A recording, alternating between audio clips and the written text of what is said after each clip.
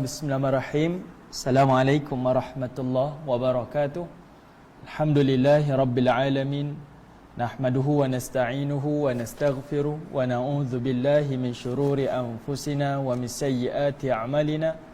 Man yahdihillahu fala mudilla lahu wa man yudlil fala hadiya lahu. Asyhadu an la ilaha illallah wahdahu la syarika lah wa asyhadu anna Muhammadan abduhu wa rasuluh. Allahumma himna rushdina wa'idna min syari nafsina. Rabbi zidna ilman nafi'a warzuqna fahma. Allahumma fahman nabiyyin wa hifzal mursalin wa ilhamal malaikatil muqarrabin birahmatika ya arhamar rahimin. Subhanaka la ilma lana illa ma 'allamtana innaka antal alimul hakim. Wa la hawla wa la quwwata illa billahil aliyyil azim. Amma ba'. Alhamdulillah. Pertamanya kita syukur pada Allah Subhanahu wa taala di atas nikmat masa, nikmat iman, nikmat kesihatan yang Allah berikan kepada kita, dan kita telah manfaatkan nikmat-nikmat ini dengan menghadiri majlis ilmu di atas talian. Mudah-mudahan Allah Subhanahu wa taala melimpahkan kebaikan, kerahmatan dan juga keberkatan dalam kehidupan kita insya-Allah. Amin ya rabbal alamin. Baik, tuan-tuan, puan-puan, ibu-ibu, ayah-ayah yang dirahmati oleh Allah, InsyaAllah untuk hari ini kita akan sambung surah Al-Mulk, surah yang ke-67 pada ayat yang ke-19. Tapi sebelum kita sambung pada ayat yang ke-19, kita akan recap bermula daripada ayat yang ke-15. Okay? Sebab kita akan nampak flow dia, sambungan daripada satu ayat ke satu ayat yang lain. Baik, bismillahirrahmanirrahim. Tuan-tuan perhatikan pada ayat yang ke-15 surah Al-Mulk. Okay, kita dah berada di pertengahan surah Al-Mulk. Sebab surah Al-Mulk ada 30 ayat. Sekarang kita dah masuk ke ayat yang ke-19. Maknanya kita dah lebih daripada separuh surah dah. Okay, kita dah berada di setengah daripada surah ini. Baik, tengok ayat yang ke-15. Allah Ta'ala menyebutkan huwallazi ja'ala lakumul arda dhalulan famshu fi manakibiha wa kulu min rizqih wa ilaihin nusyur. Seperti mana yang tuan-tuan ingat apa yang telah saya sebutkan sebelum ini, yang mana Allah Ta'ala sebut pada ayat yang ke-15, huwallazi ja'ala lakumul arda, dialah Allah yang menjadikan bumi ini dhalula, yang diterjemahkan sebagai mudah bagimu. Okay, kalimah zalula merujuk kepada mudah. Kalimah zalula datang daripada kalimah azzalla atau azzallu ataupun kalimah azzullu yang bermaksud dipaksa tunduk. Okay, dan Allah gunakan kalimah zalul pada bumi dan juga Allah gunakan juga kepada haiwan. Kalau bumi, pada ayat ini Allah kata ja'ala lakumul arda zalula, bererti bumi ni, cara bumi ini tasbih, taat, beribadah kepada Allah adalah menundukkan dirinya kepada Allah dengan memudahkan manusia berjalan di atasnya. Itu maksud. Sebab orang kan selalu sebut macam mana haiwan bertasbih kepada Allah, macam mana bumi ni bertasbih kepada Allah. Cara mereka bertasbih tak sama macam kita beribadah kepada Allah, bertasbih kepada Allah. Jadi salah satu perintah Allah kepada bumi adalah zalul. Mereka dipaksa tunduk, iaitu mudahkan manusia berjalan di atas bumi. Dan kalimah ini Allah gunakan juga kepada haiwan. Seperti mana tuan-tuan boleh tengok dalam surah Yasin, Allah kata wa dhallalnaha lahum faminha rakubuhum wa minha yakulun. Yang mana Allah jinakkan ataupun paksa tunduk haiwan-haiwan ni. Kita dalam bahasa kita jinakkan haiwan-haiwan ini rakubuhum, untuk dijadikan sebagai tunggangan kepada manusia. Kan? Dan juga untuk dijadikan sebagai yakulun, bahan makanan kepada manusia. Jadi bagaimana haiwan bertasbih kepada Allah adalah mereka tunduk kepada manusia sebagai khalifah untuk dijadikan sebagai tunggangan dan juga dijadikan sebagai makanan. Okey, kalimah zalul. Okey, dan saya pernah sebut pada tuan-tuan, Hamka sebut kalimah zalul ni bererti mudah, juga bererti di bawah kaki manusia. Okey, di bawah kaki manusia. Maksud di bawah kaki manusia ni, ertinya bumi ni di ceruk mana pun, di tempat mana sekalipun, dia tetap akan mudah untuk manusia berpijak. Tengoklah di tempat yang paling tinggi di atas muka bumi, tetap ada manusia yang pernah sampai. Misalnya seperti Everest. Kemudian di tempat yang paling rendah di atas muka bumi ni pun manusia pernah sampai. Kan, di mana-mana pun tetap ada manusia yang pernah sampai tempat yang paling rendah di atas muka bumi. Di seluruh pelosok bumi manusia pernah mampu untuk memijaknya, untuk meneroka, untuk mengkaji, untuk menetap dan sebagainya. Kemudian Allah kata, famshu. Apa tujuan Allah Ta'ala tundukkan bumi ini, mudahkan manusia duduk di atas muka bumi ini? Tujuannya adalah famshu fi manakibiha, untuk manusia berjalan, merantau, berkelana, berhijrah dan sebagainya. Pergilah mana-mana pun untuk wakulu mir rizqi, iaitu makan daripada rezeki-rezeki Allah Subhanahu wa taala. Al-Hafiz Ibn Kathir sebut tuan-tuan dalam tafsir dia, kalimah manakibiha, yang ni kita dah bincang dulu dah. Manakib bererti bahu dalam bahasa, dari sudut bahasa mankibu ataupun manakib bahu-bahu. Ada yang terjemahkan manakib ni bahu-bahu merujuk kepada dia perantara daripada satu benua ke satu benua, maknanya jalan. Kan bahu kita ni adalah perantara di antara lengan dan juga tulang belikat.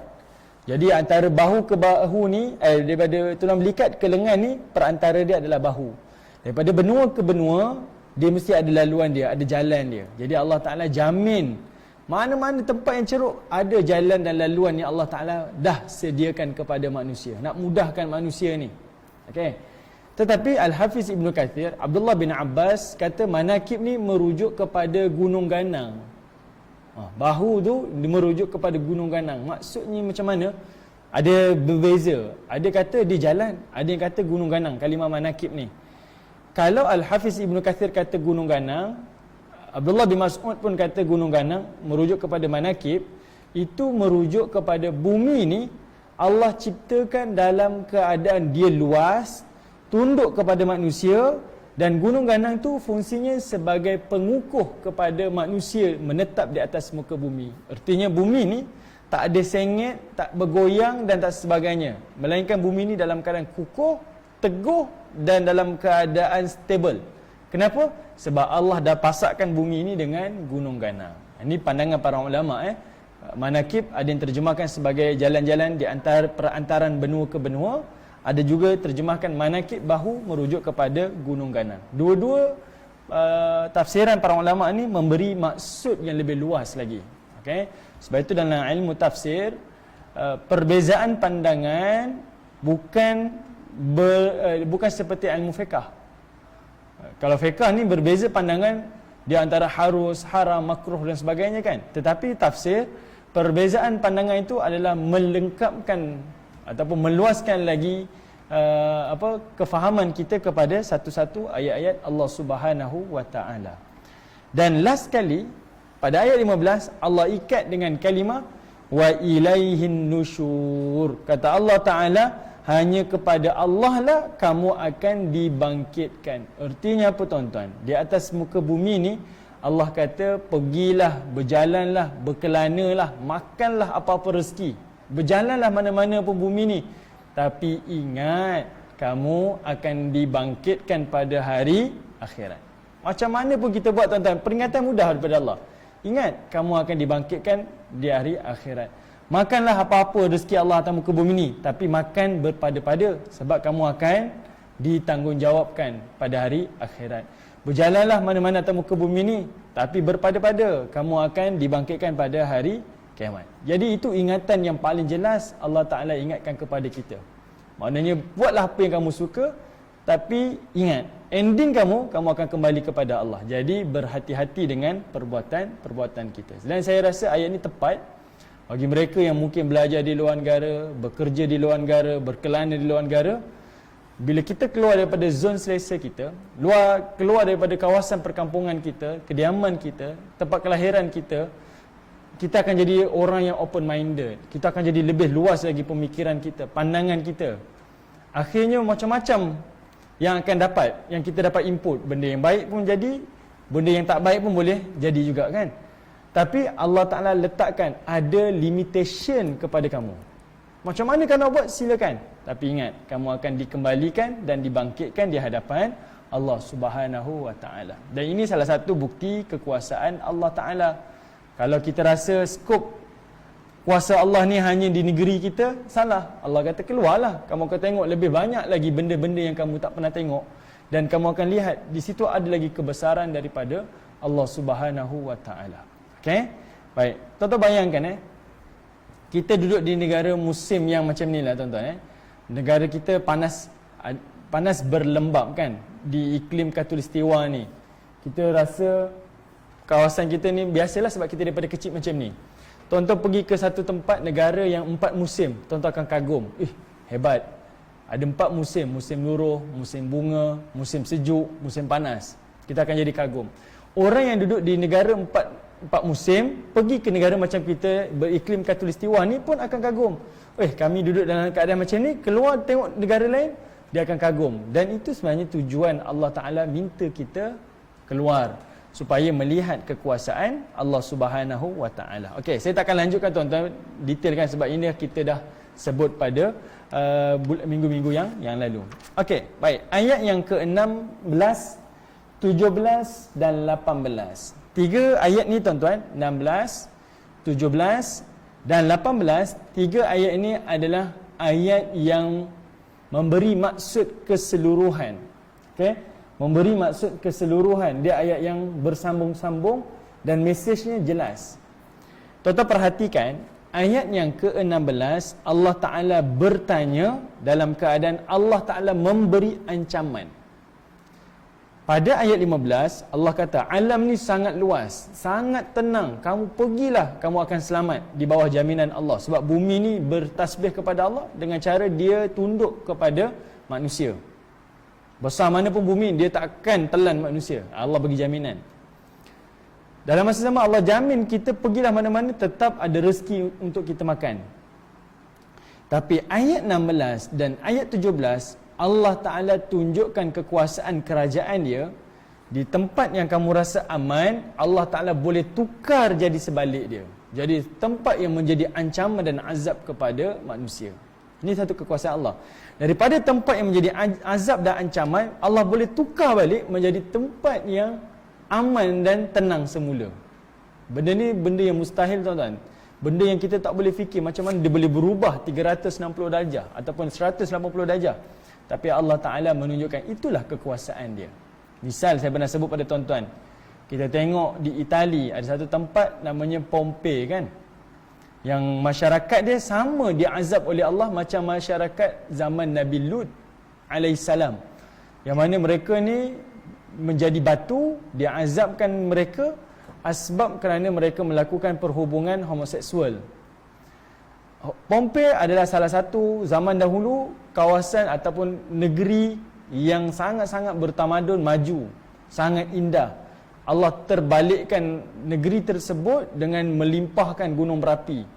Masyarakatnya mati, menjadi azab, menjadi kawasan yang sangat menggerunkan. Hari ini tuan-tuan pergi Pompei, tuan-tuan tengok berubah lagi sekali menjadi kawasan yang sangat indah, sangat subur dengan sulfur. Kalau kita belajar ilmu geografi, bila gunung berapi ini mencair, dia dah kering sejuk, dia akan meresap dalam tanah, dia akan jadi sulfur. Kawasan itu akan jadi subur dengan tanaman. Hari ini dia jadi kawasan indah, kawasan pelancongan dan sebagainya. Nampak? Pertukaran tu milik kekuasaan Allah Subhanahu wa taala.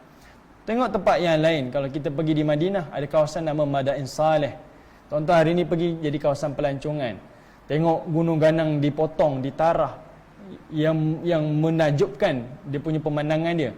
Dahulu kita tak tahu kawasan itu adalah kaum yang dilaknat dan Allah Ta'ala telah turun azab kepada kaum Nabi Saleh alaihissalam. Okay? Ini antara bukti-bukti daripada Allah.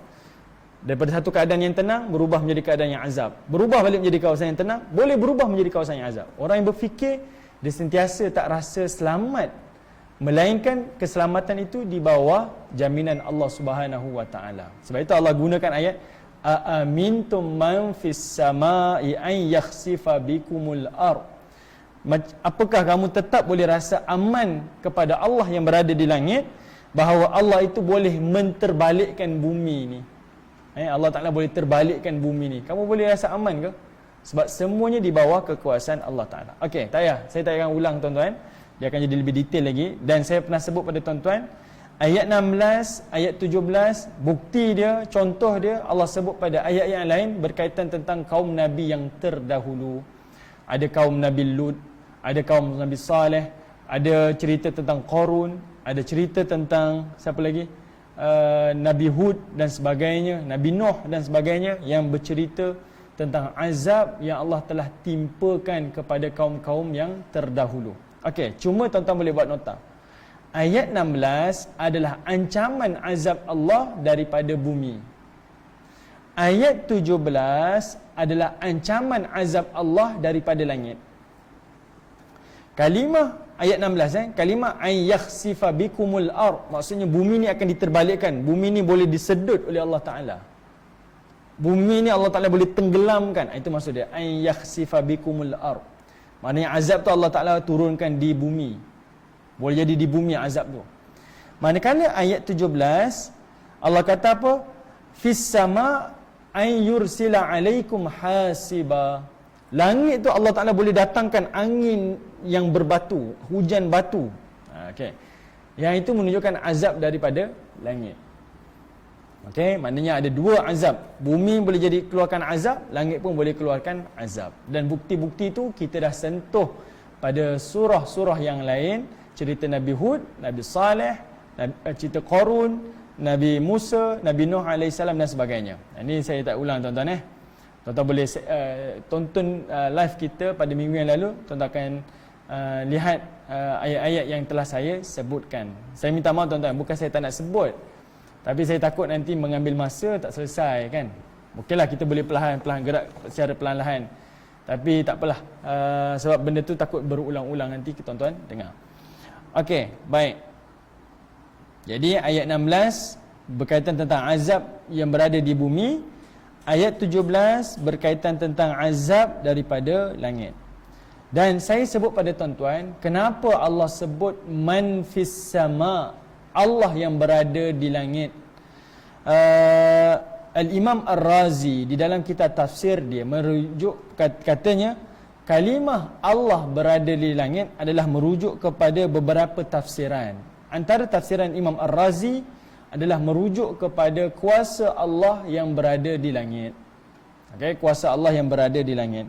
Maksud yang lain pula adalah menunjukkan kepada kita langit ini besar dan langit ini sangat misteri. Sebab langit ni besar. Semalam saya tengok satu video di YouTube tuan-tuan.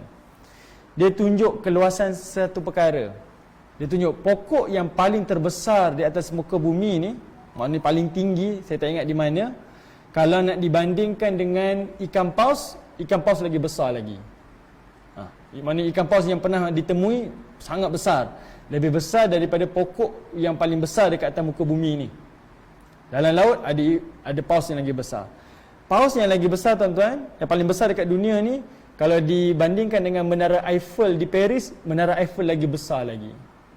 Menara Eiffel kalau nak dibandingkan dengan benua Eropah lagi besar lagi. Macam itulah dia buat perbandingan. Bandingkan dengan negara Brazil, negara Brazil lagi besar lagi. Kemudian dibandingkan lagi dengan bumi, kalau dibandingkan dengan langit, saya duduk tengok, saya duduk terfikir, kalau di atas muka bumi ni perbandingan tu sangat luas dan sangat ketara, langit ni dia menaungi semua yang besar di atas muka bumi ni. Langit sangat luas. Jadi benarlah kata Imam Ar-Razi, kenapa Allah tak sengaja sebut man fis sama, dia yang berada di langit, adalah untuk tunjukkan Allah menguasai alam ni. Kalau dia kata menguasai bumi boleh, tapi bila kata menguasai langit, maknanya bumi dan langit itu di bawah penguasaan Allah Subhanahu wa taala, dan menambahkan lagi rasa gerun dan takut, rasa kerdil kita bersama dengan Allah Subhanahu wa taala. Kemudian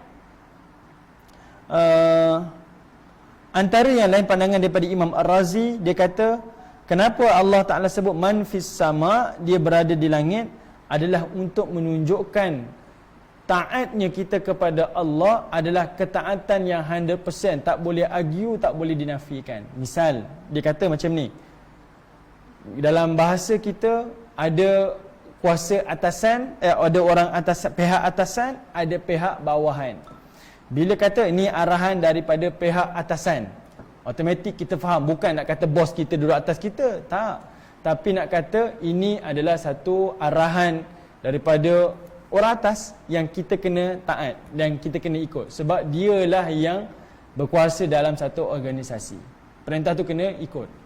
Okey, maknanya arahan tu daripada atas. Jadi dikata kalimah man fis sama, nak kata kuasa Allah berada di atas, itu adalah merujuk kepada arahan yang wajib ditaati, wajib dipatuhi tanpa boleh diargue, sebab ia datang daripada Allah Subhanahu wa taala. Yang ini pun kita dah sentuh. Baik, tuan-tuan yang dirahmati oleh Allah. Kenapa Allah Taala sebut azab daripada bumi, iaitu bumi boleh ditenggelamkan, azab yang berada di langit boleh datangkan angin kencang, berbatu dan sebagainya. Ayat 18 itulah yang menjadi jawapan kepada kita. Kenapa orang-orang dahulu yang kamu tengok tu boleh diazab, dijatuhkan hukuman, Allah Taala boleh terbalikkan mereka? Jawapannya adalah walaqad kadzdzabal ladzina min qablihim. Kata Allah Subhanahu wa taala, dan sesungguhnya orang-orang sebelum mereka kadzdzaba, telah mendustakan. Dusta kepada siapa tuan-tuan? Di situ kalau tuan-tuan pada terjemahan ada yang terjemahkan dusta kepada para rasul mereka. Kenapa tuan-tuan diterjemahkan pada para rasul?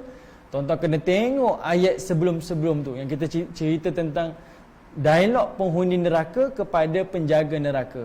Yang mana penghuni neraka mengaku mereka dah duduk dalam neraka, dah diazab. Ditanya, kenapa saya diazab? Kenapa kamu diazab? Dia kata, dahulu kami telah menafikan, mendustakan para rasul.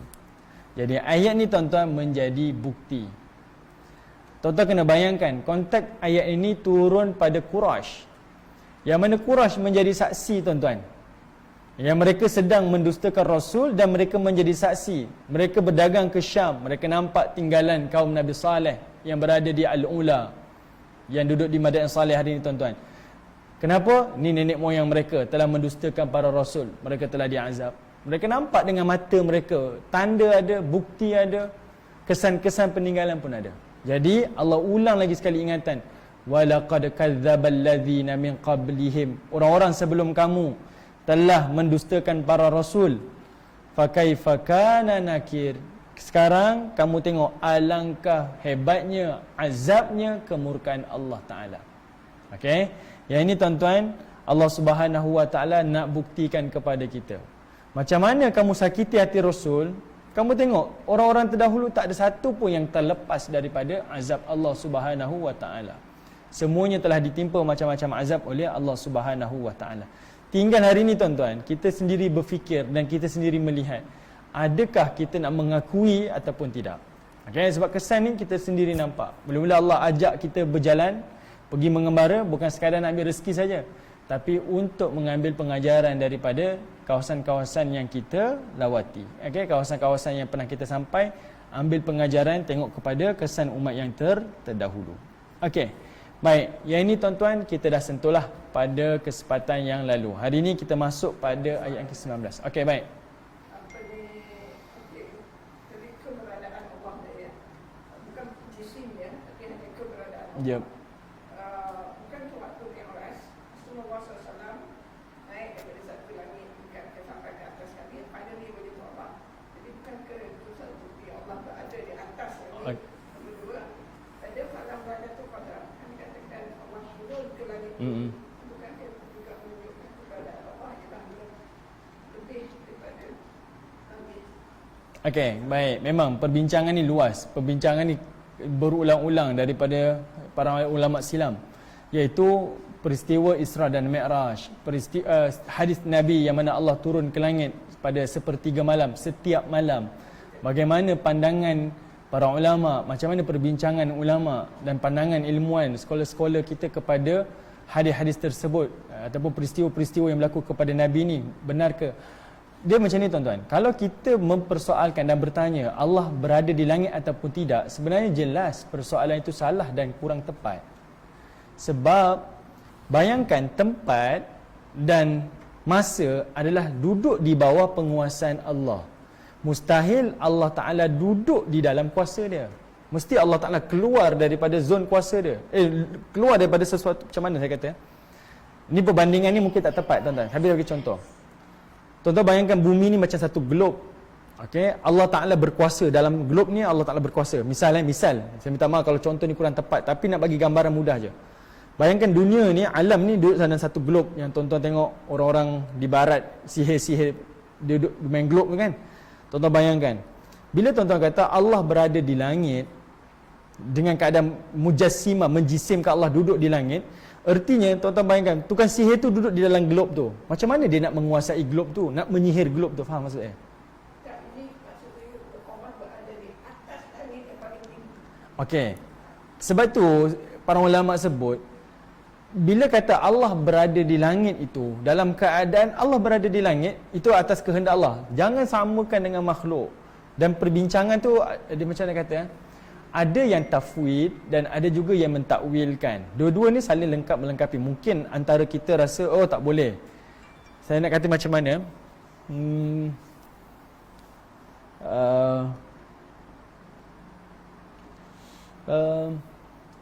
Dari sudut bahasa, kalau kita tak mentakwilkan, dari sudut bahasa, kita tak mentakwilkan. Contoh, saya nak, sebab saya teringat satu kitab yang saya baca. Kitab ni kitab namanya kitab daripada Ibn Qutaibah.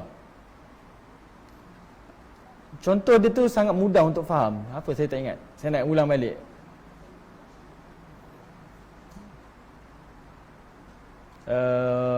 Macam mana Ibn Qutaibah sebut dalam kitab satu kitab Ibn Qutaibah ni namanya kitab Ta'wil fi Mushkil Quran. Kitab ni tuan-tuan adalah jawapan Ibn Qutaibah kepada para ulama yang telah keluar daripada agama ni. Diorang ni yang menyerang Quran, dia ni bukan orang biasa tapi ulama, tapi dia sangat mahir dalam bahasa Arab dan dia pun argue, persoalkan Al-Quran. Kenapa Allah gunakan dengan bahasa tangan, kan, istilah perbincangan akidah biasa, yadullah. Kenapa hadis Nabi sebut Allah Ta'ala ketawa? Kenapa dalam hadis sebut dalam riwayat Abu Daud Allah Ta'ala berlari, Allah Ta'ala berjalan? Macam mana? Ibn Qutaibah menjawab, tuan-tuan, dia kata kalau kita takwilkan dari sudut, kita boleh nampak itu kekayaan bahasa. Contohlah dalam bahasa kita, kita kata anak ni seperti apa, menatang, bagai menatang minyak yang penuh. Kita pun kata jangan takwil, maknanya jangan kita ni, biarkan je. Maksud dia memang anak tu macam menatang minyak yang penuh. Kita tak nampak kekayaan bahasa. Faham tak? Kita rasa apa istimewanya, macam tak. Tapi bila dibincangkan menatang minyak penuh ni, maknanya minyak tu dalam satu ni jangan sampai tumpah, sangat berhati-hati. Oh, kita pun faham, kita rasa puas sebab nampak ketinggian sastra bahasa, apatah lagi dalam bahasa ayat-ayat Allah Ta'ala. Jadi Ibn Qutaibah membenarkan takwil di situ untuk nampak keindahan bahasa, kecantikan bahasa. Tapi yang tak bagi takwil, dia mentafwid dari sudut, kalau kamu takwil, akhirnya kamu akan jatuh kepada mujassimah, kamu menjisimkan Allah pula. Dia duduk di tengah-tengah tu, dia tak boleh ke satu, faham tak maksud saya? Dia tak boleh di antara ni. Sebab itu saya macam mana nak kata, dalam masa sama bila kita kata Allah berada di langit, terpulanglah itu Allah Ta'ala sebut sendiri, kan. Dan peristiwa tu kita boleh lihat dari sudut Nabi SAW sendiri. Bahkan dalam hadis pun ada budak tanya pada Nabi, Nabi pun mengiyakan Allah berada di langit. Mungkin dari sudut nak memudahkan kefahaman dan sebagainya, tapi tetap tak boleh menjisimkan Allah Subhanahu Wa Ta'ala. Tapi ada para ulama yang mentakwilkan, kita lihat jangan sampai dia menjisimkan, hanya sekadar melihat Allah Subhanahu Wa Ta'ala itu, perbincangan itu adalah untuk melihat keluasan ataupun melihat, faham maksud saya, kan?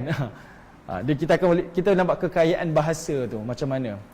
Tapi satu je, tuan-tuan, bila tuan-tuan membayangkan Allah berada di langit, duduk dekat satu tempat, menetap satu tempat, macam saya duduk macam hari ni, tuan-tuan, artinya saya duduk di tempat, macam mana nak kata, tuan-tuan,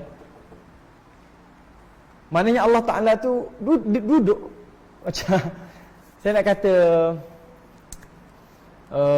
bila kita, maknanya kalau kita duduk dekat satu tempat, artinya kita ni menetap, kita duduk di bawah penguasaan kuasa tu, bukan di luar daripada penguasaan kita.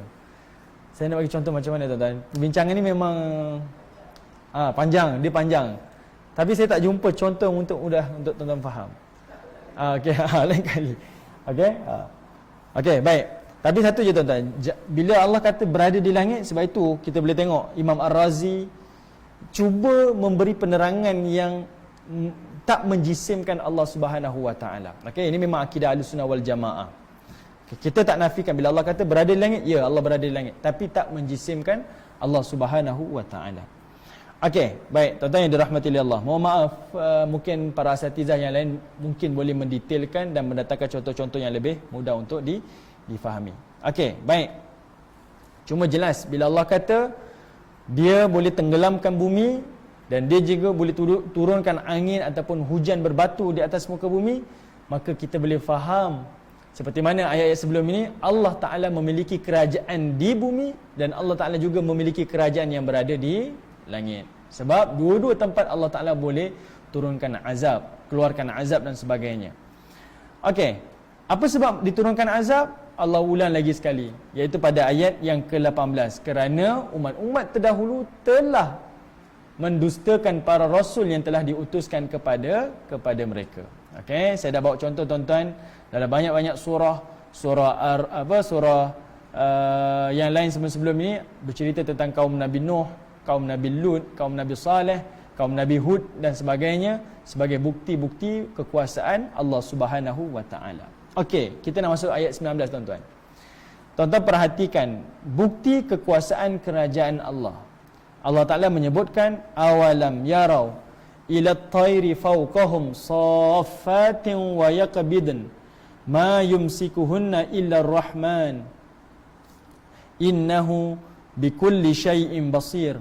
Okey, tuan-tuan perhatikan pada ayat yang ke-19 Allah Ta'ala cerita tentang azab yang berada di langit dan azab berada di bumi kerana mereka mendustakan para rasul. Tiba-tiba ayat 19 Allah Ta'ala cerita tentang kamu tak lihat ke burung yang kembangkan sayapnya kemudian kucupkan sayapnya, ma yumsikuhunna illa ar-rahman, yang mana tidak ada yang menahannya di udara melainkan Tuhan Ar-Rahman yang Maha Pemurah. Apa kaitan tuan-tuan cerita tadi? Okey, saya ulang lagi. Ayat 15 Allah kata berkelanalah jalan atas muka bumi ni maka rezeki. Tapi dalam masa yang sama Allah Ta'ala suruh kita berjalan dalam keadaan kita berfikir. Tengok kesan-kesan umat terdahulu. Ada kesan dah didatangkan azab, diterbalikkan bumi, diturunkan macam-macam bencana.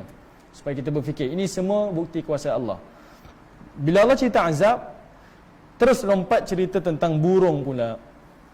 Punya banyak haiwan atas muka bumi ni, tiba-tiba Allah kaitkan dengan burung. Kenapa tuan-tuan?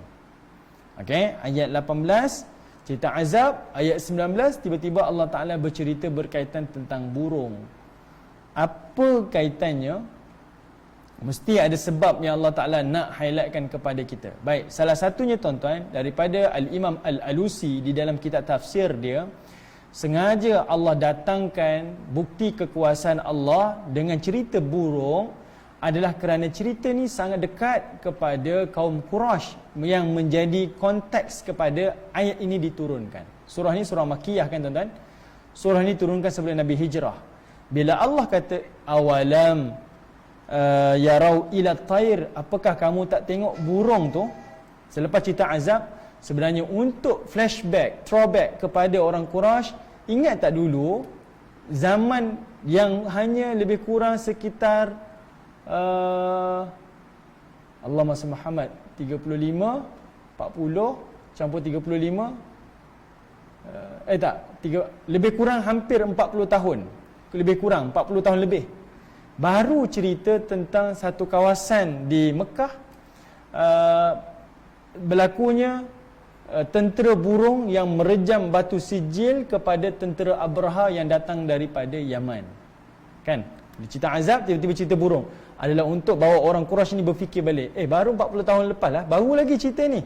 Yang mana dah datang dah burung bawa batu panas telah merejam kepada tentera-tentera bergajah, menghancurkan tentera bergajah dan telah menghancurkan 60,000 tentera Abraha yang datang daripada Yaman untuk meruntuhkan Kaabah. Itu relation kenapa Allah bawa contoh burung. tak membawa contoh pada haiwan-haiwan yang lain. Sebab cerita burung tu dekat dengan orang-orang Quraisy. Okey? Sebab dah cerita tadi tentang azab kan? Azab di bumi, kemudian azab di langit. Jadi apa yang paling dekat dengan Quraisy? Mereka dah pernah tengok dah azab burung yang didatangkan pada tentera-tentera Abraha kerana nak melindungi Kaabah dan juga kota Mekah daripada diserang oleh Abraha yang datang daripada Yaman. Okey. Baik, tuan-tuan yang dirahmati Allah. Sekarang ni tuan-tuan, kalau tuan-tuan tengok dalam Quran, tak silap saya ada 5 cerita tentang burung yang Allah Ta'ala nak kita berfikir. Sebelum kita masuk ayat ni tuan-tuan, ada 5 cerita burung dalam Quran. Allah Ta'ala bawa kita untuk kita berfikir dan merenung. Antaranya, kalau tuan-tuan ingat, kisah tentang anak Nabi Adam dan juga burung tu. Kan, bila dia dah bunuh saudara dia, macam mana dia nak kebumikan saudara dia? Allah datangkan contoh melalui burung. Yang mana burung tu pun dia berkelahi, mati salah seekor, kemudian dikebumikan burung yang lain. Ni bukti yang Allah datangkan. Ni nak bawa manusia berfikir. Contoh yang lain, kisah Nabi Ibrahim AS, yang mana Allah Ta'ala suruh dia bawa 4 ekor burung, disembelih, kemudian dipisahkan, letak di gunung-gunung yang berbeza-beza. Tengok macam mana Allah Ta'ala hidupkan kembali burung-burung tersebut. Kemudian cerita tentang dalam surah Al-Fil, cerita tentang Abraha dan juga burung Ababil. Keempat, cerita tentang Nabi Sulaiman dan juga burung Hudhud. Ini tuan-tuan boleh tengok dalam Quran, cerita-cerita ni menarik tuan-tuan. Yang berikutnya cerita tentang Nabi Isa, yang mana Nabi Isa ni bentukkan burung melalui tanah liat, kemudian ditiupkan ruh ke dalam burung dan burung tu hidup. Ini 5 cerita yang Allah Ta'ala kaitkan dengan burung. Tetapi Imam Al-Alusi kata apa?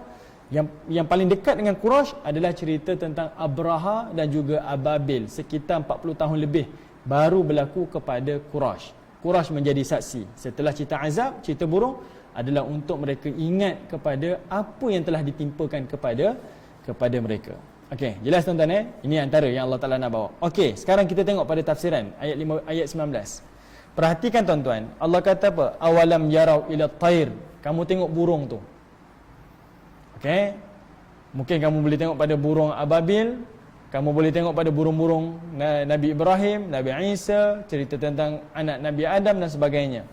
Dan Allah Ta'ala ajak kita yang tak tengok zaman-zaman sebelum ni tuan-tuan. Allah kata apa? Tengok burung ni, fauqahum, yang berada di atas kita ni, safatin wa yaqbidan. Dia mengembangkan sayapnya, safat wa yaqbidan, dan dia menguncupkan sayap dia. Tuan-tuan perhatikan, Allah gunakan kalimah safat dan Allah Ta'ala gunakan kalimah wa yaqbidan. Dua-dua ni sebenarnya berbeza. Okey, contoh. Kalimah safat itu adalah masdar, kata terbitan. Tapi bila Allah kata mengucup, Allah gunakan verb. Okey, iaitu kata kerja. Kan kalimah wa yaqbid kat situ adalah kata kerja. Kenapa Allah tak gunakan pada mengembang masdar kata terbitan, mengucup pun kata terbitan? Kenapa tak? Kenapa tak sama? Kenapa berbeza tuan-tuan? Okey, saya duk fikir tadi tuan-tuan, sepanjang saya jalan daripada ni, saya duk fikir. Kebetulan kita lalu dekat sebelah airport Subang ni. Saya cuba bayangkan macam ni. Saya minta maaf tuan-tuan kalau kurang tepat. Tapi saya cuba berfikir kenapa Allah Ta'ala gunakan kalimah tu seolah-olahnya sifat burung ni ataupun keadaan burung yang terbang memang dalam keadaan dia kembangkan sayap. Sebab bila dia kembangkan sayap berarti dia terbang kan. Jadi burung tu dalam keadaan dia kembangkan sayap dia. Jadi itu memang sifat dia. Tapi bila Allah kata burung tu mengucup dengan kata kerja, adalah untuk menunjukkan kepada kita yang mana bila dia mengucup tu, itu adalah perbuatan. Tuan-tuan jelas tak? Misal, tuan-tuan tengok kapal terbang. Boleh tak kapal terbang tanpa sayap? Boleh ke kapal terbang tanpa sayap? Jadi sifat kapal terbang tu dia mesti bersayap, baru dia boleh terbang. Okey? Jadi burung tu sifat dia memang bersayap. Dia akan terbang dalam keadaan dia kembangkan sofat, dia akan kembangkan sayap dia. Dan sofat tu Kan kita sebut soft. Soft kan maksudnya lurus kan. Macam itulah, macam kapal terbang lurus kan sayap dia tu, lurus. Jadi itu sifat burung. Maknanya burung tu kalau tuan-tuan tengok, bukanlah burung dalam keadaan dia berdiri. Burung tu dalam keadaan dia kembang, terbang di langit kan, kembang. Jadi Allah gunakan masdar, kata terbitan. Burung dalam keadaan ni. Tapi bila Allah kata dia mengucup dengan kata kerja, itu bererti burung tu dia nak kucup, dia akan bergerak, ada pergerakan pada dia. Dia akan kucup.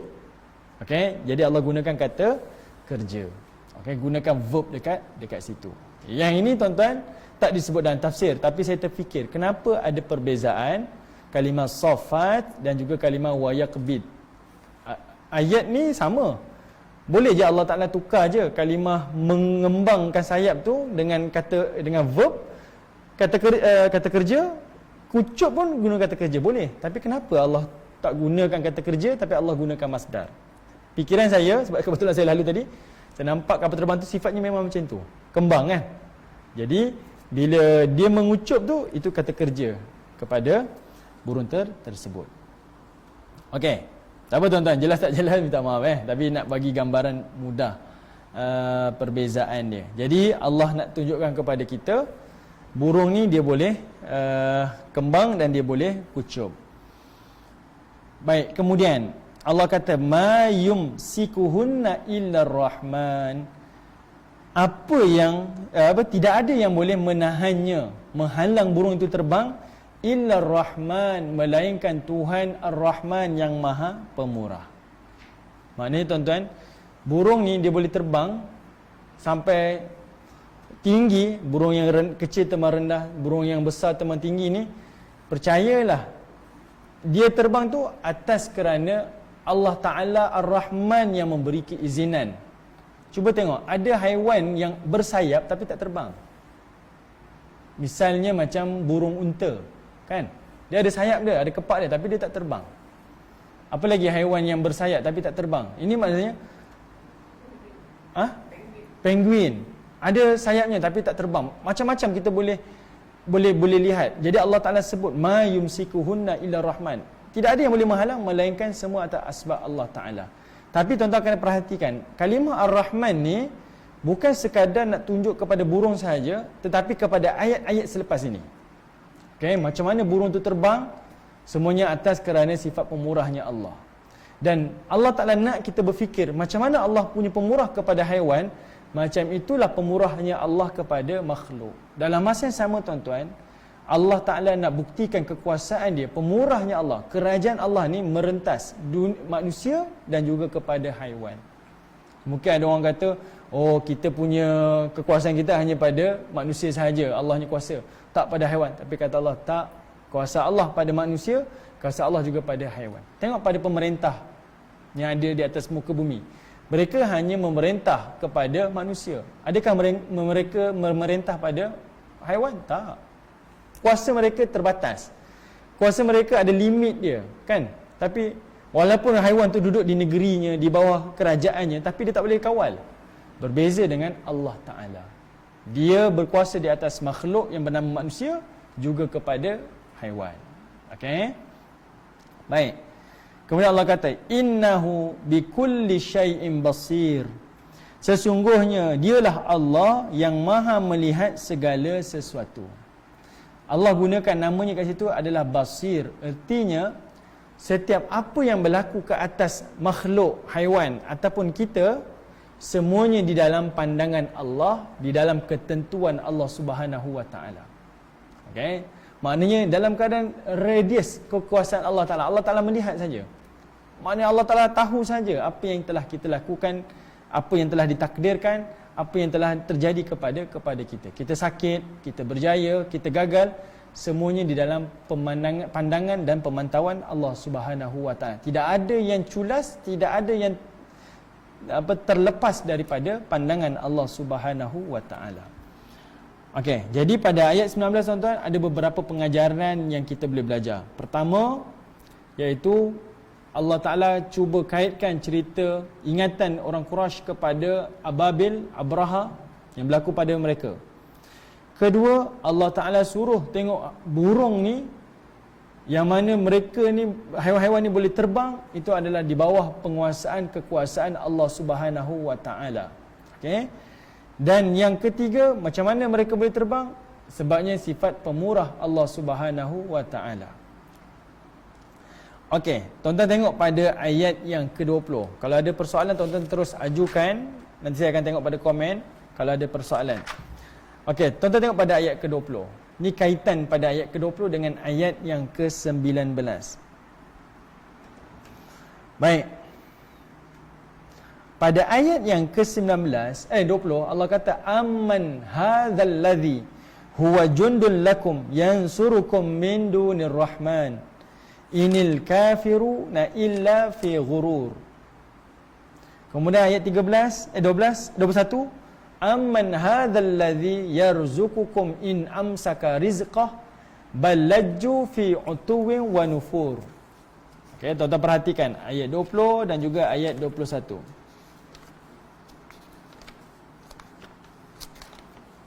Ayat 20, ayat 21. Baik, ayat 20 dan ayat 21 ni tuan-tuan adalah merujuk kepada golongan kafir dan juga golongan musyrik. Okey, golongan kafir dan juga golongan musyrik. Allah sebut direct tuan-tuan pada ayat 20 Allah kata inil kafirin, inil kafirun, sesungguhnya orang kafir itu illa fi ghurur, tidak lain hanya di dalam keadaan ghurur, iaitu dalam keadaan tertipu. Okey, mana ayat itu direct kepada orang kafir dan juga orang musyrik. Ayat 20 21. Okey. Tuan-tuan perhatikan ayat 20 ada kalimah jundun. Jundun tu bermaksud tentera. Jundun di situ bermaksud tentera. Kaitan dia juga pada ayat 19. Bila Allah cerita burung, tiba-tiba Allah lompat cerita tentang amman hadzal ladzi huwa jundul lakum. Siapakah dia yang menjadi tentera bagimu yang akan menolong kamu selain daripada Allah Ar-Rahman yang Maha Pemurah. Inil kafirun, sesungguhnya orang kafir itu dalam keadaan tertipu. Dia ada nama Jaishu, ada nama Jundun, ada nama Ashkar. Ini perbezaan lah. Kalau dalam bahasa Arab, kalau dinamakan sebagai Jaishu, ni tentera yang tak terlatih. Maknanya tentera yang bukan tak terlatih, dia terlatih tapi bukan profession dia sebagai tentera. Dia mungkin datang daripada petani, kerja sekian, kemudian dia tak juga. Rela ni dia dilatih. Dia profession dia bukan tentera. Tapi bila ada satu misi dia bertukar. Jaishu ni selalu digunakan untuk tentera sahabat Nabi. Sebab itu ada satu perang namanya perang Tabuk. Nabi gelar mereka sebagai Jaishul Usrah. Dia tak panggil sebagai Ashkar ataupun Jundun. Jaishul Usrah tu maksudnya tentera dalam keadaan yang sangat-sangat susah, penuh dengan kesusahan, kesulitan. Jaishu sebab sahabat Nabi kan dia bukan tentera. Dia antara mereka ada juga yang peniaga, pekebun, pemilik kebun tamar, macam-macam kan. Jadi satu misi terpaksa jadi tentera. Itu maka digelar sebagai Jaishu. Jundun tak silap saya, memang dia sebagai tentera. Memang bertugas sebagai tentera. Dia tak ada kerja yang lain. Tak silap saya kalau kefahaman saya macam itu. Sama juga dengan Ashkar. Dia memang bertugas sebagai tentera. Okey.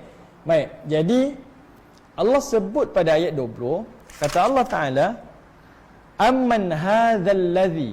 Kalimah hadza tu merujuk pada apa tuan-tuan? Hadza. Hadza dekat situ ada beberapa tafsiran para ulama. Hadza dekat situ merujuk kepada beberapa tafsiran para ulama.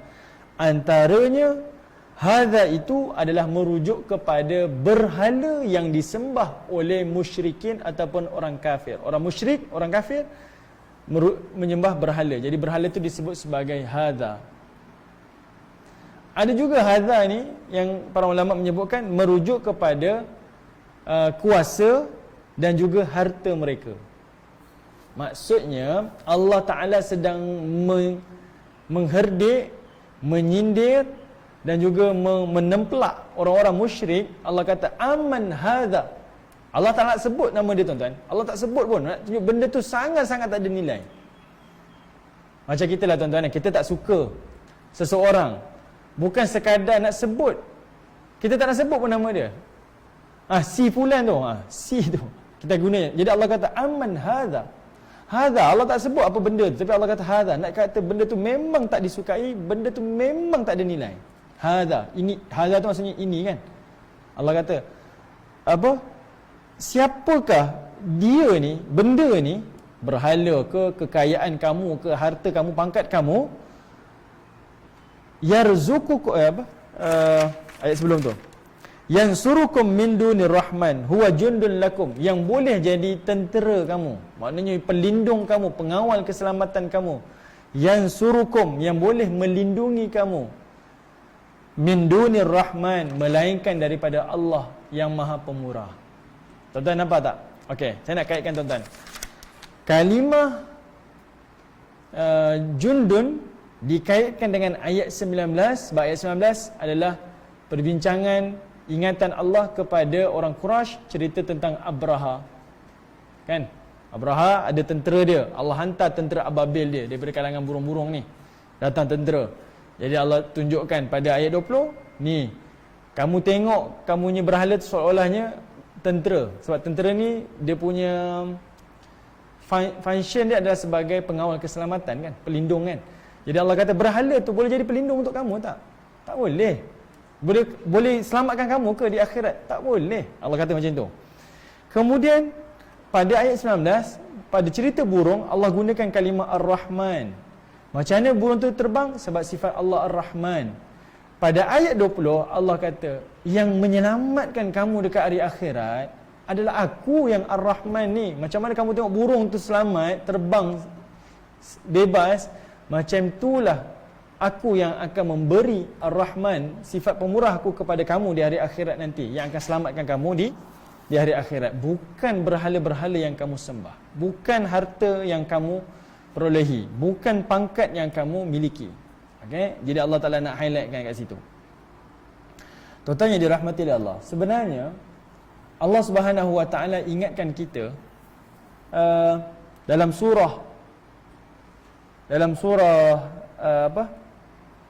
Allahumma salli Muhammad. Dan surah Al-Adiyat Allah sebutkan wal 'adiyati dhabha fal muriyati qadha fal mughirati subha fa atharna bihi naqa'a fa wasatna bihi jam'a innal insana li rabbih lakanud wa innahu 'ala dhalika lasyahid wa innahu li hubbil khairi lasyadid. Allah Ta'ala ada sebut 3 perkara kenapa manusia tak bersyukur kepada Allah Subhanahu Wa Ta'ala.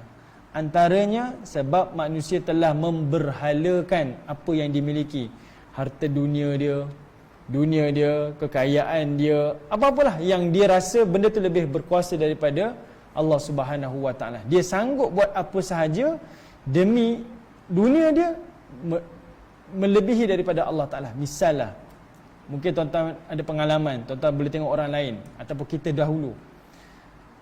Pernah tengok tak, kita lah dulu ataupun orang lain, dia boleh bangun pagi seawal mungkin semata-mata untuk pergi kerja walaupun kerjanya jauh.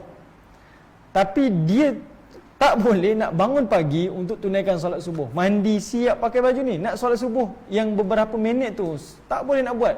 Tapi bangun pagi, pergi kerja, berjalan jauh, tempuh jam, dia mampu buat. Nampak tak Tuhannya siapa di situ? Dunianya ataupun Allah Ta'ala. Okay? Bila hari kerja dia boleh bangun awal, boleh mandi awal. Tapi hari cuti dia tak boleh bangun awal. Kan? Macam mana? Kita dah jadi muskil. Siapa sekarang Tuhannya? Di situ Allah Ta'ala sebut. Yang kata Allah Ta'ala, wa innahu li hubbil khairi lasyadid. Manusia tu cintakan harta dunia dia melampau-lampau. Dia sanggup buat apa saja untuk dunia dia. Kerana dunia dia sanggup melanggar perintah Allah. Kerana dunia dia sanggup bermaksiat kepada Allah. Bahkan kerana dunia dia sanggup berbunuh-bunuh sesama manusia, kan? Dan kerana dunia juga dia sanggup berperang dengan Allah Subhanahu Wa Ta'ala. Berperang ni maksudnya ambil riba. Kerana dunia tahu ni semua harta yang dia boleh perolehi, dia sanggup langgar apa sahaja perintah Allah Subhanahu Wa Ta'ala. Okey. Baik. Saya minta maaf tuan-tuan, saya tak highlightkan ayat-ayat pada yang saya baca-baca ni. Selalunya kita akan highlight kan, tapi insya-Allah nanti lepas ni kita akan cuba tengok sikit-sikit. Baik tuan-tuan yang dirahmati oleh Allah, Jadinya pada ayat yang ke-20 Allah Ta'ala nak memberitahu kepada kita, tidak ada yang akan melindungi kita, tidak ada sesiapa yang akan membantu kita dan menyelamatkan kita melainkan Allah. Tidak ada. Sebab itu Abraha bawa tentera dia, pada ayat 19, bawa tentera dia pergi ke Mekah. Konon-konon tentera yang 60,000 tu ramai sangat nak menyerang Kaabah. Adakah seorang daripada penduduk Mekah yang keluar melindungi bumi Mekah? Tidak ada. Yang ada hanyalah Allah datangkan tenteranya daripada langit, iaitu tentera burung ababil. Ababil bukan spesies burung, tuan-tuan. Ababil ini adalah jenis-jenis nama pasukan burung yang Allah hantar untuk peristiwa Abraha. Maknanya dalam pasukan ababil ni ada burung pipit, ada burung helang, ada burung sekian-sekian, macam-macam jenis burung. Tapi nama pasukan tu namanya ababil. Untuk misi tu Allah gelarkan mereka sebagai ababil. Dia bukan spesies, bukan jenis burung namanya ababil. Okey, tapi nama pasukan burung. Okey. Jadi Allah kata tak ada satu tentera pun pelindung penyelamat kamu melainkan Allah. Kemudian Allah kata, Inil kafiruna illa fi ghurur. Sesungguhnya orang kafir itu tidak lain hanyalah tertipu dalam kehidupan dia. Baik, Al-Hafiz Ibn Kathir, tuan-tuan, kalimah ghurur, tertipu. Tuan-tuan perhatikan ayat 20. Kalimah tertipu dekat situ, ghurur dekat situ merujuk pada apa, tuan-tuan?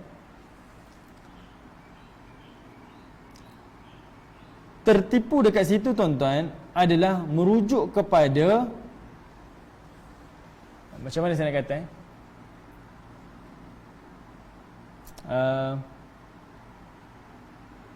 Macam mana?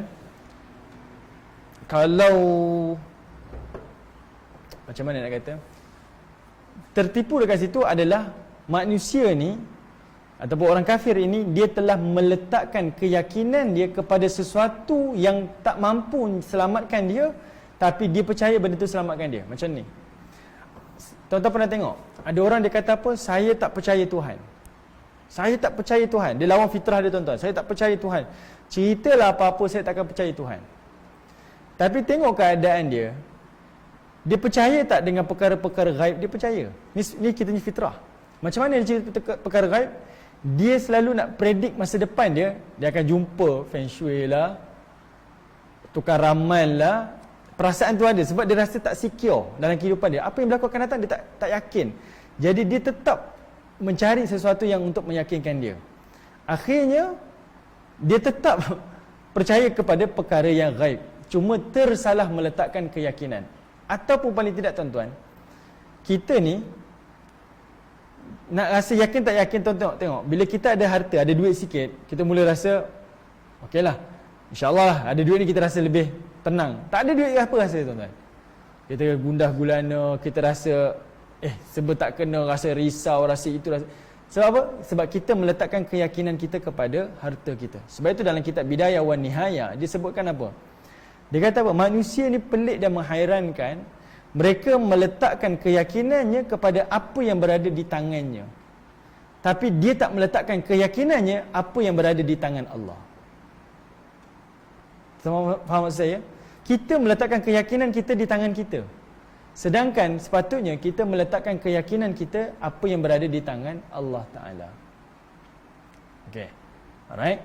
Jadinya manusia mudah tertipu. Orang kafir, orang musyrik, orang yang beriman sekalipun tetap boleh tertipu, sebab meletakkan keyakinan kepada sesuatu yang tak sepatutnya. Jadi Allah Ta'ala suruh kita meletakkan keyakinan, pertolongan hanya kepada Allah Subhanahu Wa Ta'ala. Selain daripada itu, maka kita tertipu.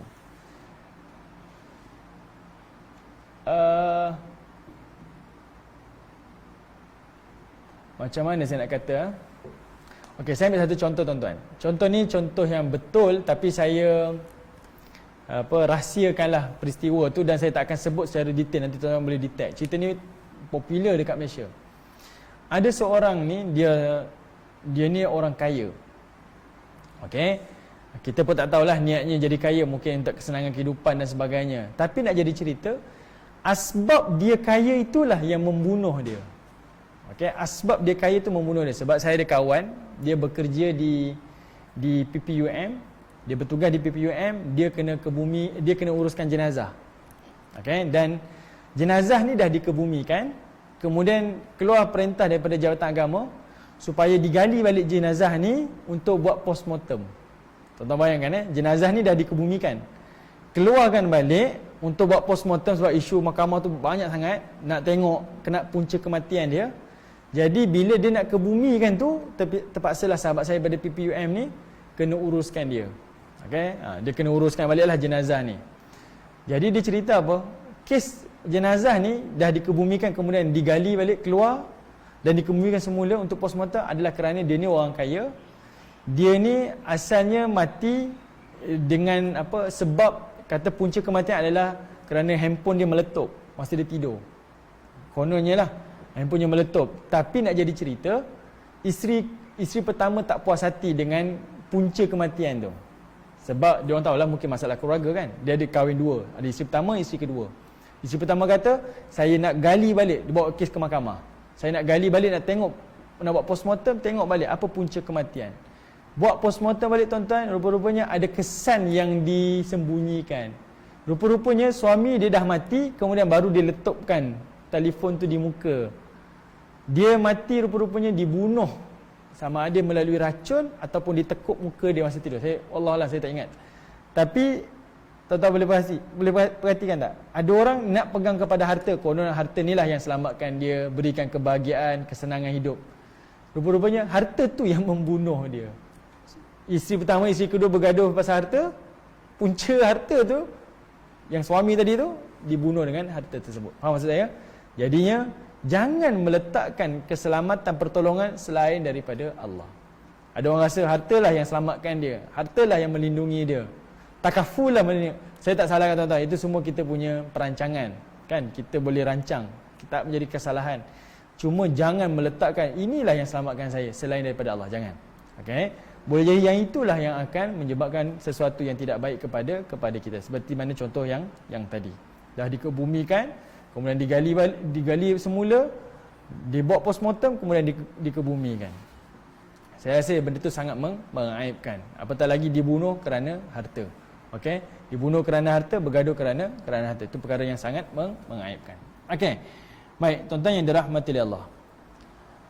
Pada ayat yang ke-21, ini Allah Ta'ala nak tunjukkan sifat Ar-Rahman dia. Pada ayat 21 kata Allah, Amman hadzal ladzi, siapakah dia yang boleh memberikan rezeki kepada kamu? Amman hadzal ladzi yarzuqukum in amsaka rizqah, jikalau Allah lah yang menahan rezekinya. Maknanya harta ke yang beri kamu rezeki? Pangkat ke yang memberi kamu rezeki? Jawatan ke? Ataupun berhala kamu ke yang memberi kamu rezeki? In amsaka rizqah bal lajju fi utuwin wa nufur. Bahkan sebenarnya laju, mereka ni orang kafir terus menerus fi utuwin wa nufur, dalam keadaan sombong dan menjauhkan diri. Okey, baik tuan-tuan yang dirahmati Allah. Ayat 20 dan ayat 21. Saya tulis sikit tuan-tuan .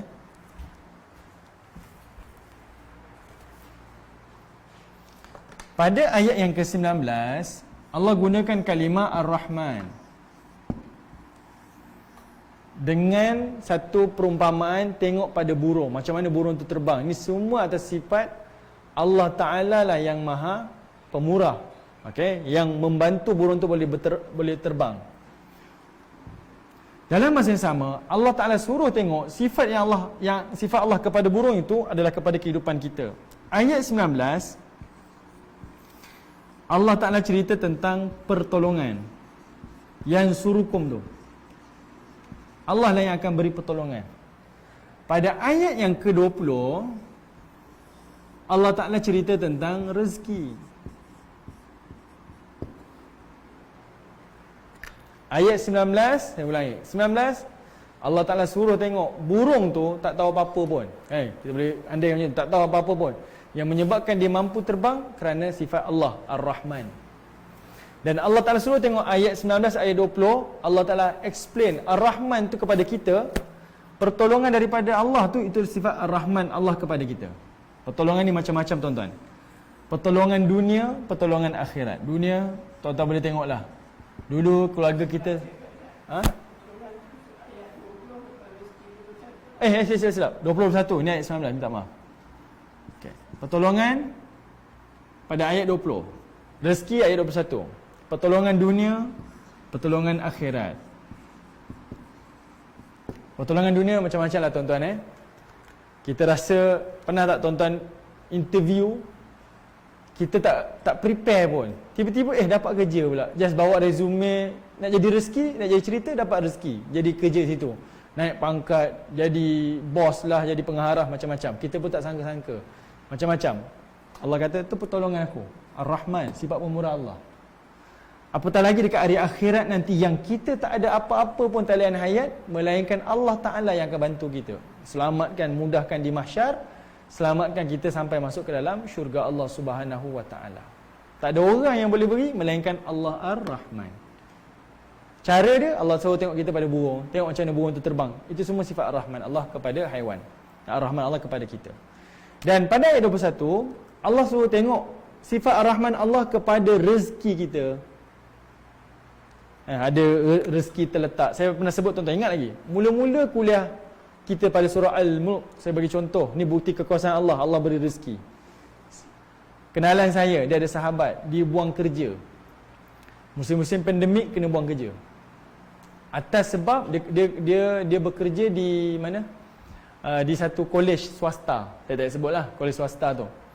Dia dibuang kerja bukan sebab salah dia, tapi tuduhan jahat pada dia daripada student-student. Biasa student swasta kan, dia ni buat sekian-sekian, dia tak puas hati, buat surat bagi tahu kepada ni, akhirnya dia dipecat tanpa sebab. Notis 24 jam. Dia buang kerja, tuan-tuan. Selang beberapa bulan, ayahnya meninggal dunia. Kita rasa, ya Allah Ta'ala, maknanya dua berganda-ganda ujian ditimpakan kepada dia. Tapi tuan-tuan, asbab tu, nak jadi cerita, sahabat saya ni, kawan dia kata, dah dibuang kerja, kemudian ayahnya mati. Rupa-rupanya ayah dia meninggal, ayah dia telah agihkan sedikitlah harta, bidang tanah lah kepada anak-anak dia, adik-beradik dia. Nak jadi cerita dia, rezeki dia dapat tanah betul-betul tepi jalan, harga tanah tu mahal. 1 juta ke 2 juta lebih harga dia. Dekat Rembau, tak salah saya. Rembau ke mana tak ingat lah. Harga dia 2 juta. Bila dia fikir balik, dia kata apa? Asbab saya diberhentikan kerja, maknanya saya tahu nak buat apa pada tanah tu, usahakan ke apa untuk jadikan income. Bayangkan kalau dia masih lagi bekerja, siapa nak manfaatkan tanah tu? Faham tak saya? Nampak tak? Rezeki ni Allah. Manusia kononnya buang dia kerja, hilangkan rezeki dia. Tapi tak, rezeki tu datang daripada Allah. Allah yang menentukan. Jadi rezeki tu daripada mana? Ar-Rahman. Rezeki daripada Ar-Rahman. Jadi Ar-Rahman yang Allah sebut pada 19, ayat 19 tu adalah untuk memberi penerangan kepada manusia. Kamu tengok dalam kehidupan kamu, ada Ar-Rahman Allah pada kita, ada Ar-Rahman Allah kepada kita pada ayat 20 dengan 21. Dari sudut pertolongan, dari sudut rezeki. Okey. Rezeki ni luas lah tuan-tuan, bukan dari sudut harta dan sebagainya. Dari sudut ilmu pun. Saya ada sahabat-sahabat saya yang saya sangat kagum dengan kemampuan penguasaan ilmu dia. Kadang-kadang kita jadi macam subhanallah, dahsyat. Hafalan hadis sangat luar biasa. Tuan-tuan mungkin pernah jumpa orang yang sangat menguasai, bukan sekadar hafalan, tapi kemampuan dia untuk lihat hadis tu dari sudut penguasaan kitab-kitab sangat luar biasa. Memang Allah beri rezeki pada dia. Dan saya selalu nampak itu sifat Ar-Rahman. Maksudnya Allah Ta'ala memang pilih dia, Allah bagi sangat pada dia, memang bagilah. Istilah kita macam gifted, memang dia ni diberi sungguh. Memang diberi sungguh untuk dia menguasai ilmu tersebut. Para ulama silam pun. Saya ada seorang sahabat, dia belajar, dia kata guru dia ni buta. Tak nampak langsung, buta. Tapi guru dia tahu, daripada satu ayat ke satu ayat tu, ada perhubungan, macam dia baca kitab. Macam dia baca kitab. Kita yang membaca ni tak nampak, tapi dia yang tak nampak ni tahu. Cuba tengok ayat muka surat ni dengan ayat muka surat ni, betul ke tidak? Ada tak? Sampai tahap tu, ni guru dia lah mengajar tafsir. Sampai ke tahap tu. Ini maknanya Allah Ta'ala memang sifat Ar-Rahman, dia nak beri rezeki kepada manusia. Dari sudut macam ni, dari sudut anak-anak tu semua rezeki kan? Dari sudut apa lagi? kebahagiaan kehidupan, semua rezeki yang Allah Ta'ala telah takdirkan. Dan kita kena nampak ini semua sifat Ar-Rahman. Okey? Tanpa Allah kita tak akan dapat pertolongan, tanpa Allah kita tak akan dapat rezeki. Jadi Allah suruh sandarkan semua ni kepada ni. Semua ni kepada ni, bukan kepada sesuatu selain daripada Allah Ta'ala. Siapa yang sandarkan pertolongan dan rezeki ni kepada selain Allah, Allah sebut 3 perkara. Maknanya pertolongan dia tak letakkan kepada Allah, rezeki dia tak letakkan pertolongan pada Allah. Maknanya tanpa Allah. Allah kata mereka dalam 3 keadaan. Pertama, dalam keadaan ghurur.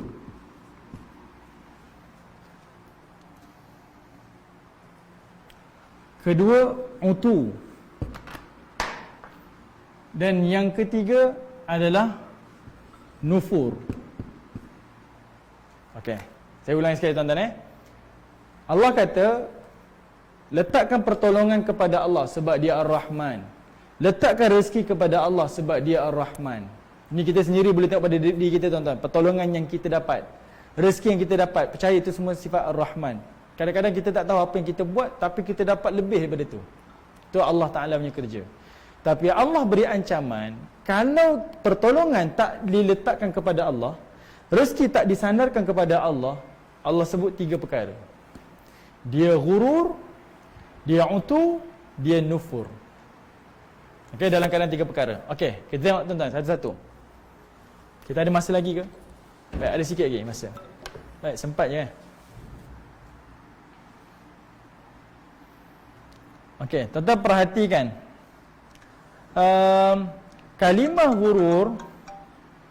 Kalimah ghurur adalah bermaksud tertipu.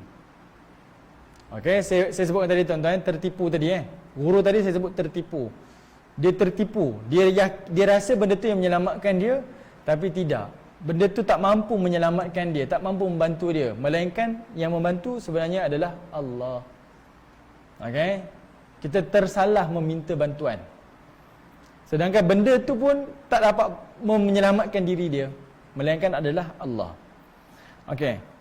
Kedua adalah utu. Utu dekat sini adalah bermaksud sombong. Okey? Bermaksud sombong sebab ada orang tuan-tuan dia tahu dah ini adalah kebenaran yang memang dia kena telan. Rezeki dia tak boleh tentukan tuan-tuan. Keselamatan dia tak boleh tentukan, melainkan ada kuasa yang lain. Tuan-tuan tengok macam-macam cerita kisah tentang Ikrimah bin Abu Jahal. Dia ni pergi berhijrah, kononnya nak lari ke Yaman. Di atas kapal dia datang ribut. Dia tak tahu nak minta kepada siapa pertolongan. Akhirnya dalam riwayat sahih kata apa? Ikrimah sini sebut lepas dia masuk Islam. Dia kata aku berdoa kalau aku diselamatkan daripada bencana ini, aku akan pulang ke Mekah dan aku akan beriman kepada Allah. Akan beriman kepada Tuhan Muhammad. Allah Ta'ala selamatkan dia. Maknanya manusia macam mana keadaan dia? Dia tak beriman ke? Naluri dia, fitrah dia akan sebut, dia akan minta kepada sesuatu yang berkuasa. Ini fitrah. Okey? Walaupun dia kata saya tak percayalah pada Tuhan, ni semua ni banyaklah alasan-alasan yang dia gunakan. Tapi naluri dia memang dia akan kata ada kuasa yang akan menyelamatkan dia. Okey? Maknanya asbab daripada sombong tu menyebabkan dia meletakkan sandaran dia, rezeki pertolongan bukan kepada Allah Subhanahu Wa Taala. Okey.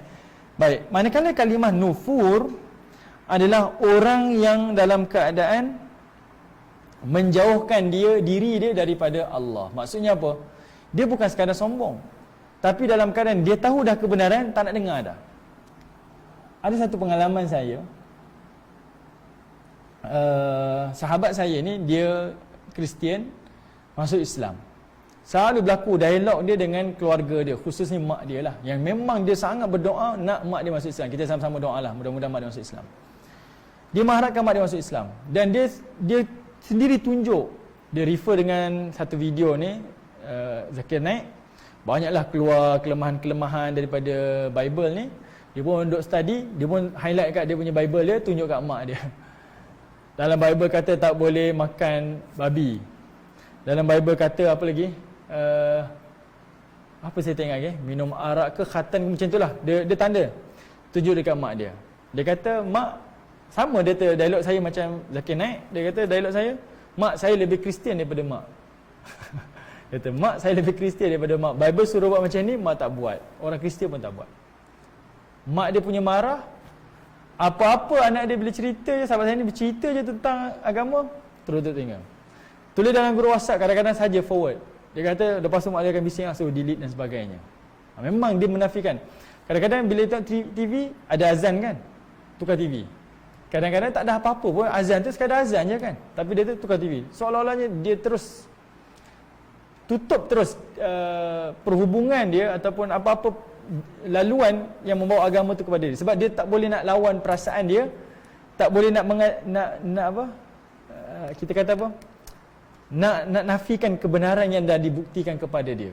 Sebab rasa saya memang kalau ikutkan tahu kita salah, tapi sebabkan ada perasaan sombong, ada perasaan yang Allah Taala sebut auto nufur ni menyebabkan dia sanggup menafikan. Nak hilangkan rasa salah tu, saya tak nak beritahu lah, saya tutup telinga je. Okey. Apa? Macam mana bahasa? Denial. Okey, denial betul. Okey. Dia cuba nak menafikan walaupun kebenaran tu dah macam-macam datang, tapi dia nak nafikan, tak dengar. Sebab benda tu akan jadi kontradik dengan kefahaman dia, keyakinan dia. Okey. Baik, yang itu yang Allah Taala sebutkan. Yang mana manusia kenapa letakkan rezeki selain daripada Allah, memohon pertolongan selain daripada Allah? Sebab inilah punca dia. Ghurur, kemudian dia utu, kemudian dia nufur. Okey, 3 perkara inilah menyebabkan manusia jauh daripada Allah Subhanahu wa taala. Nanti tuan-tuan, pada ayat yang ke-22 Allah Taala beritahu pada kita kenapa orang musyrik, orang kafir ataupun orang beriman yang tapi tak beriman pada Allah ni, mulut kata beriman, hati kata tak beriman ni, kenapa dia tak boleh nampak macam kita nampak? Ayat ke-22 tu Allah sebut, sebab orang mukmin dia jalan dengan kaki, tapi orang kafir dia berjalan dengan muka. Dengan muka. Tuan-tuan perhatikan pada ayat yang ke-22. Tengok. Afaman yamshi mukibban ala wajhi. Kata Allah Taala, maka apakah yang berjalan? Okey, maka apakah yang berjalan di atas mukanya? Maknanya seret muka dia, dalam keadaan muka di bawah. Mukibban tu maksudnya, kalimah mukib ni dalam keadaan macam tertonggeng, macam apa lupa dah kalimah dia. Mukib ni orang yang muka tu sebagai kaki, dia berjalan dengan muka dia. Ahda, kalau Allah kata ahda, lebih banyak mendapat hidayah, petunjuk, amman yamshi sawiyan ala siratim mustaqim, berbanding dengan orang yang berjalan dengan tegap di atas jalan yang lurus. Allah Ta'ala buat 2 perbandingan. Ada orang berjalan dengan muka, ada orang berjalan dengan kaki. Okey. Baik. Saya sekadar sentuh sekali imbas tuan-tuan. Nanti insya-Allah kita akan ulang lagi sekali. Saya akan detail. Okey, ini nak cerita ni. Okey. Ni 2 ni tuan-tuan, perhatikan. Okey, ayat 22. Saya minta maaf tuan-tuan, lama dah. Selalu kita online je kan.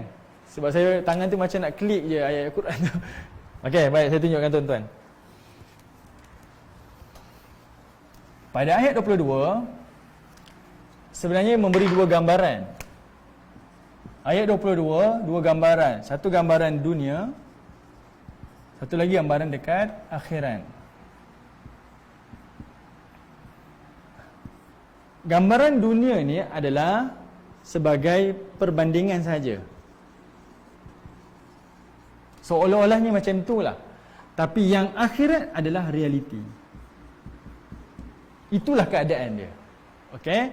Maknanya perbandingan dunia orang kafir dengan orang muslim ni, orang mukmin, orang kafir berjalan dengan muka, ada sebab dia, orang mukmin berjalan dengan kaki dia.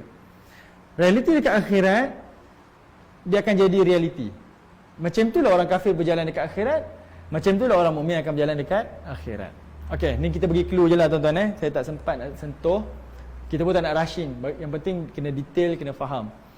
Baik, dekat dunia, bila Allah kata kenapa manusia boleh jadi ghurur, tertipu, kenapa manusia boleh jadi utu, dia boleh jadi sombong, kenapa manusia boleh jadi nufur, dia jauh daripada kebenaran? Sebab Allah kata orang kafir berjalan dengan muka. Saya lukis sikit lah tuan-tuan, ni badan ni, contohlah. Ni kaki dia. Macam mana dia nak nampak hidayah ataupun kebenaran tuan-tuan kalau kepalanya duduk di bawah? Dia akan jadi dalam keadaan kebingungan dan hilang arah. Kita sendiri kalau duduk di bawah, minta tolong turun tangga je tuan-tuan. Bandingkan tuan-tuan, tuan-tuan terbalikkan badan tuan-tuan, turun tangga. Tuan-tuan rasa boleh terjatuh ke? Tak. Ni Allah Ta'ala kata, Allah datangkan satu perumpamaan yang paling mudah untuk kita nampak. Kenapa mereka tak boleh nampak, kita boleh nampak? Sebab mereka berjalan seolah-olahnya kepalanya di bawah. Manakala orang mukmin sawiyan ala sirati mustaqim, jalan tu dah lurus dah, dia hanya berjalan saja dengan kaki dia. Jalan sajalah. Kita jelas, kita tahu arah tuju, kita ada matlamat dan kita jalan dengan kaki, jalan terus, tak ada apa masalah pun. Jadi ini perbandingan yang Allah Ta'ala tunjukkan kepada kita di dunia. Di akhirat, realiti tu memang macam tu. Yang ini memang akan berjalan dengan muka, yang ini sebagai azab, yang ini akan berjalan dengan kaki sebagai satu kenikmatan. Okey, boleh tuan-tuan Nanti insya-Allah di kesempatan akan datang saya akan detailkan perbandingan dua-dua ni untuk memberi penjelasan kepada ayat yang ke-22. Mohon maaf kalau terlalu laju, saya rasa macam terlalu laju. Saya rasa macam ada beberapa perkara yang tak jelas mungkin kepada tuan-tuan, tapi ala kulli hal kalau ada masalah dan sebagainya, mohon tuan-tuan sampaikan kepada saya, tinggalkan komen dan sebagainya. Mudah-mudahan Allah Ta'ala bantu saya berikan penjelasan yang baik, mudah difahami, dan semoga kita sama-sama beroleh manfaat daripada ayat-ayat Allah Subhanahu wa Ta'ala, insya-Allah. Okey, ada apa-apa soalan ke? Puan? Okey, kalau tak ada apa-apa soalan, terima kasih atas tontonan, kesetiaan tuan-tuan puan-puan di dalam live ini. Mohon jasa baik untuk sharekan live ini kepada semua, dan semoga Allah Subhanahu wa Ta'ala merahmati dan memberkati kita semua, insya-Allah. Assalamualaikum warahmatullahi wabarakatuh.